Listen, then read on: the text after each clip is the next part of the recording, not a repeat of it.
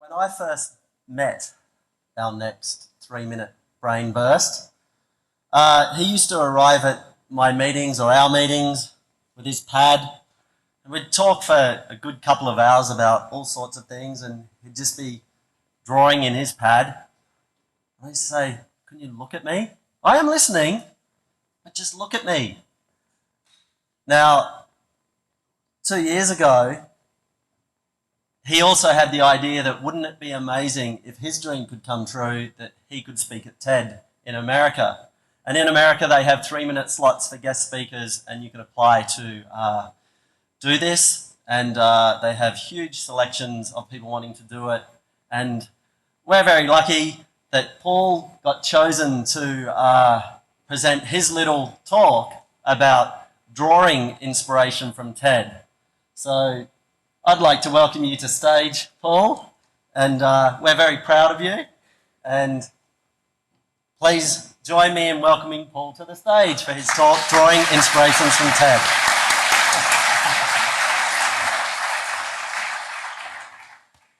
Thanks. This is a little unusual, and I was supposed to be in another session, but I actually mixed up the scheduling. It's actually deja vu. We only did the final selection of the TED Talks yesterday. I was actually in the green room having one of Kevin's laxatives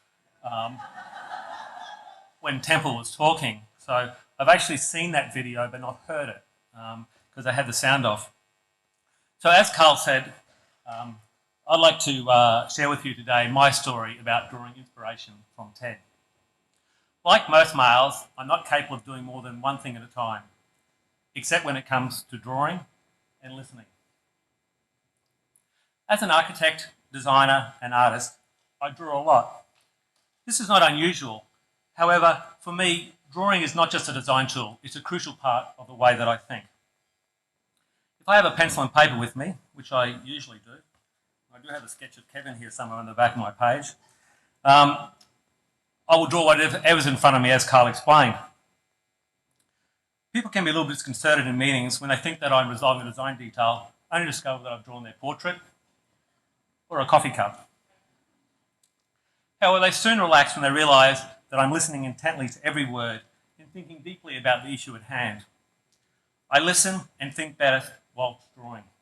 This is just the way my whole brain works. A TED Talk is no exception. Today I'd like to show you some other images that I've made whilst doing exactly what you're doing now, sitting in Long Beach, listening to a TED Talk. You may recall Bill Gates talking about malaria. This is the way my hand decodes information. Inspirational design for laptop computer inspired this sketch. Watching Jake Ebert's graphic footage of a finless drowning shark had me drawing this sketch. It made me think that sometimes we're not even as clever as the crows that were educated by Joshua Klein.